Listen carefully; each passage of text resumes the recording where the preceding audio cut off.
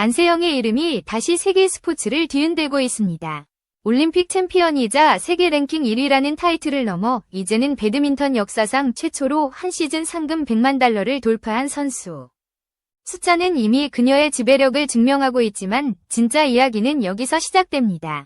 왜 세계 최고를 증명한 선수가 국내에서는 수년 동안 낮은 연봉에 묶여 있었을까? 어떻게 한 기업팀의 규정과 국내 스포츠 구조가 세계 최정상 선수의 보상을 가로막을 수 있었을까? 그리고 그 균열을 무너뜨린 결정적 전환점은 무엇이었을까? 안세영의 연봉은 단순히 한 선수의 소득이 아니라 한국 스포츠 시스템 전체의 모순과 변화의 방향을 보여주는 지표입니다. 지금부터 우리는 상금 100만 달러를 넘어 개인 계약 100억 원까지 이어진 그녀의 수입 구조를 처음부터 끝까지 해부하며 왜 안세영이 한국 스포츠 경제를 다시 쓰는 인물이 되었는지 그 이유를 드러냅니다. 안세영의 수입 구조에서 가장 먼저 드러나는 지점은 상금입니다. 이는 협회의 규정이나 기업팀의 계약과 무관하게 경기력 그 자체로만 결정되는 영역이며 논쟁의 여지가 거의 없습니다. 실제로 2023년 한 해 동안 안세영은 62만 8,020달러의 상금을 기록하며 BWF 전체 수입 2위에 올랐고 남자 단식 세계 최강 빅토르 악셀센과의 격차는 불과 1만 7천 달러 수준에 불과했습니다. 이미 그때부터 안세영은 여자 선수라는 범주를 넘어 배드민턴 전체에서 가장 높은 수익 구조에 도달한 예외적 사례였습니다. 그리고 2025년 안세영은 상금으로만 100만 3,175달러를 기록하며 배드민턴 역사상 처음으로 한 시즌 상금 100만 달러를 돌파한 선수가 되었습니다. 이는 단순히 기록이 아니라 시장의 구조 자체를 흔든 사건이었습니다. 상금만으로 국내 연봉을 압도하고 국제적 스타 선수와 동일한 영역에 서게 된 순간이었기 때문입니다. 2026년의 흐름은 더욱 파격적입니다. 시즌이 본격적으로 시작되기도 전에 말레이시아 오픈과 인도 오픈을 연달아 석권하며 단 열이틀 만에 16만 8천 달러를 확보했고 이는 한 시즌 전체 평균 상금에 맞먹는 규모를 단 두 대회에서 만들어낸 결과였습니다. 이 지점에서 중요한 사실이 드러납니다. 안세영의 상금은 일시적 성과가 아니라 구조적 수익원으로 기능하기 시작했다는 점입니다. 최고 난도의 대회 일정이 연속되는 상황에서도 경기력 저하 없이 우승을 이어가며 매년 안정적인 수익 흐름을 스스로 만들어내고 있는 것입니다. 이는 세계 랭킹 1위라는 타이틀이 숫자로 입증된 단계일 뿐 아니라 연간 수입을 계획하고 관리할 수 있는 선수의 새로운 단계에 진입했음을 의미합니다. 상금이 단순한 보너스가 아니라 연봉의 가장 투명하고 변동성이 낮은 기반 수입으로 자리 잡기 시작한 것입니다. 안세영의 저연봉 논란이 본격적으로 떠오른 이유는 단순히 숫자의 격차 때문이 아니었습니다. 세계 무대에서 수십억 원의 가치를 창출하는 선수가 국내에서는 오히려 제도적 한계에 가로막혀 연봉 6천만 원대에 머물러야 했던 현실. 이 괴리는 선수 개인의 문제가 아니라 한국 엘리트 스포츠 시스템이 가진 구조적 모순을 적나라하게 드러내는 사례였습니다. 기업팀에 소속된 선수라 하더라도 실제 연봉의 상한선과 인상률은 기업이 아니라 협회 규정이 결정하고 있었고 삼성은 세계 1위 선수에게 더 많은 보상을 제공하고 싶어도 제도적으로 그럴 수 없는 상태에 놓여 있었습니다. 이 시스템은 과거에는 일정 부분 기능했습니다. 국제 경쟁이 지금만큼 치열하지 않았고 선수층도 얇았던 시기에는 평균적 관리가 효율로 여겨졌기 때문입니다. 그러나 안세영처럼 세계 시장에서 이미 실력을 증명한 초일류 선수가 등장하자 이 구조는 한순간에 족쇄로 변했습니다. 국제 무대에서 압도적 성과를 쌓아도 국내 규정이 정한 틀 안에서는 보상 체계가 거의 움직이지 않는 상황이었고 이는 세계 1위라는 위치를 무색하게 만드는 역설적 결과를 낳았습니다. 더 큰 문제는 이 구조가 선수의 커리어 안정성을 확보하기보다 오히려 외부 수입 의존도를 높이는 방식으로 작동하고 있었다는 점입니다. 만약 안세영에게 국제대회 상금이라는 확실한 외부 수입이 없었다면 그녀의 커리어는 훨씬 더 불안정해졌을 가능성이 큽니다. 즉 국가 시스템은 세계 최고 선수를 보호하는 구조가 아니라 선수 개인의 국제 경쟁력에 기대는 방식으로 굴러가고 있었던 것입니다. 이러한 모순은 시간이 지나면서 더 이상 감출 수 없는 균열이 되었고 결국 세계 1위 선수의 사례를 통해 한국 스포츠 시스템이 변화하지 않으면 안 되는 지점이 명확히 드러나고 있었습니다. 안세영의 수입 구조가 근본적으로 뒤집힌 순간은 요넥스와의 개인 후원 계약에서 시작되었습니다. 2025년 체결된 이 계약은 총액 100억 원, 연간 약 25억 원 규모로 평가되며 한국 배드민턴 역사에서 단 한 번도 등장한 적 없는 규모였습니다.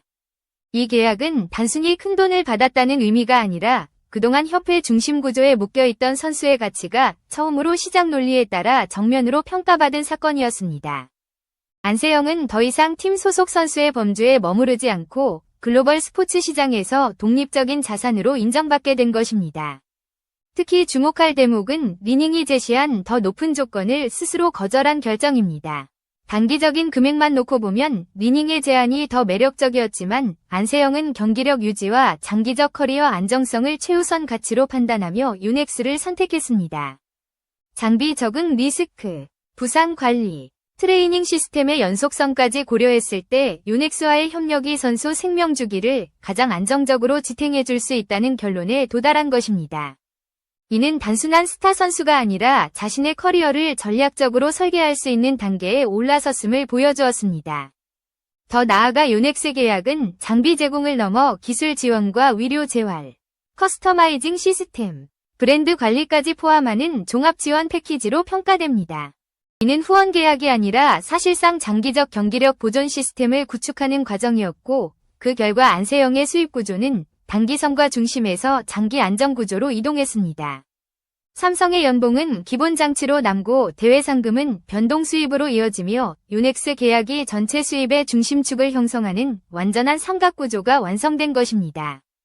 결국 유넥스 계약은 한 선수의 수입 증가가 아니라 한국 배드민턴 연봉 구조가 어디까지 확장될 수 있는지를 보여준 기준점이 되었습니다. 세계 1위 선수는 세계 1위 방식으로 평가받아야 한다는 단순한 원칙이 이 계약을 통해 처음으로 현실이 된 순간이었습니다. 안세영의 수입 구조에서 가장 특이한 지점은 세계 1위 선수임에도 광고 비중이 놀라울 만큼 낮다는 사실입니다. 일반적으로 올림픽 챔피언과 세계 랭킹 1위라는 타이틀을 가진 선수라면 다수의 광고 계약이 따라붙는 것이 자연스럽지만 안세영은 삼성생명과 일부 금융권 캠페인을 제외하면 대부분의 제안을 스스로 걸러냈습니다. 이는 기회가 부족해서가 아니라 전략적 선택에 가까웠습니다. 지금은 수익을 극대화할 시점이 아니라 경기력을 최우선으로 유지해야 한다는 분명한 판단이 자리하고 있었기 때문입니다. 광고 촬영은 훈련 시간을 분산시키고 이동 동선을 복잡하게 만들며 시즌 전체의 리듬을 흔들 수 있습니다. 특히 BWF 월드투어처럼 한 시즌 내내 전 세계를 이동해야 하는 일정에서 순간적인 집중력 저하는 성적 하락으로 직결됩니다. 안세영은 이러한 위험을 정확하게 인식했으며 단기 수익보다 경기력 유지와 수명 관리가 커리어 전체의 가치를 높인다는 점을 분명히 이해하고 있었습니다. 이는 단순한 보수적 선택이 아니라 자신의 경쟁력 구조를 과학적으로 계산한 결과였습니다. 또한 과도한 광고 노출은 브랜드 희소성을 빠르게 소진시키는 위험을 동반합니다. 단기간에 많은 제품 광고에 등장하면 선수의 이미지가 상업적 소비재로 변질되며 장기적 브랜드 가치가 떨어질 수 있습니다. 안세영은 이를 정확히 피하고자 경기 결과와 기록을 통해 브랜드를 축적하는 방식을 택했습니다. 즉 지금의 조용함은 오히려 미래의 광고 단가를 높이고 계약 수명을 연장하는 자산으로 작용하고 있는 것입니다. 유넥스 계약과 안정적인 상금 구조 덕분에 광고 수입에 의존할 필요가 없다는 점은 이 전략을 더욱 견고하게 만들었습니다. 이미 연간 수십억 원 규모의 안정적 수입이 확보된 상황에서 무리하게 광고에 뛰어들 이유가 없었고 이는 곧 경기력 유지라는 본질적 목표를 방해하지 않는 강력한 기반이 되었습니다. 결과적으로 안세영의 광고 절제 전략은 단순히 조심스러운 선택이 아니라 커리어 전체를 길게 설계한 장기 수익 모델로 기능하고 있습니다. 이제 안세영의 연간 수입을 하나의 구조로 모아보면 그녀가 단순한 고수익 선수가 아니라 한국 스포츠 시스템을 다시 정의하는 기준점에 서 있음을 명확히 알 수 있습니다. 첫째로 가장 투명하고 변동성이 낮은 대회 상금은 이미 안정적 수입원으로 자리 잡았습니다. 2025년에 $11,000,000를 돌파했고 2026년 역시 1월 2개 대회에서 이미 $168,000 확보하며 연간 최소 15억 원 이상이 자연스럽게 형성되는 구조가 되었습니다. 성적이 유지되는 한 이 흐름은 지속적이며 무엇보다 경기력이라는 본질적 가치를 기반으로 하고 있다는 점에서 가장 견고합니다. 둘째로 유넥스와의 100억 원 규모 계약은 단순한 후원을 넘어 연봉 구조의 중심축이 되었습니다. 연간 25억 원 수준의 가치는 국제시장에서 세계 1위 선수에게 부여되는 표준에 가깝고 이는 더 이상 국내 규정이 선수의 가치를 제한할 수 없음을 보여주는 사례가 되었습니다. 장비 지원을 포함한 기술 협력과 커리어 관리 시스템까지 통합된 이 계약은 경기력 유지와 장기적 성장 가능성을 모두 강화하는 역할을 하고 있습니다. 셋째로 삼성생명 소속 선수로서 받는 연봉과 성과 보너스 약 2억에서 3억 원 규모는 전체 수입 구조 속에서 보조적 역할로 이동했습니다. 과거에는 저연봉 논란의 중심이었던 항목이지만 새로운 수입 모델이 구축되면서 이 금액은 선수의 안정성을 보완하는 기반적 지위로 재편되었습니다. 그 결과 안세영의 연간 수입은 총합 약 40억 원 내외. 달러로 환산하면 300만에서 370만 달러 수준에 이르는 것으로 추정됩니다. 그러나 중요한 지점은 숫자의 크기가 아닙니다. 더 본질적 변화는 수입 방식의 전환입니다. 과거 한국 스포츠는 규정 중심으로 움직였고 선수의 브랜드 가치는 제한적으로 평가되었습니다. 하지만 안세영의 사례는 세계 최고 수준의 경쟁력을 가진 선수가 어떤 경제 모델을 통해 성장하고 보호받아야 하는지를 명확히 보여준 첫 번째 신뢰가 되었습니다. 국제시장에서 실력을 증명한 선수는 국제 기준에 따라 평가받아야 한다는 당연한 원칙이 비로소 현실이 된 것입니다. 이 변화가 던지는 질문은 단순하지 않습니다. 세계 랭킹 1위를 보유한 국가가 그 선수의 가치를 어디까지 존중해야 하는가? 기업과 협회는 어떤 구조로 선수의 커리어를 책임져야 하는가? 그리고 앞으로 등장할 차세대 스타들은 어떤 환경에서 성장하게 될 것인가? 안세영의 연봉은 한 명의 성공담이 아니라 한국 스포츠 시스템 전체를 향한 질문지이며 동시에 새로운 기준을 선언하는 사건입니다. 이제 한국 스포츠는 더 이상 과거의 방식으로는 답할 수 없는 시대에 들어섰습니다.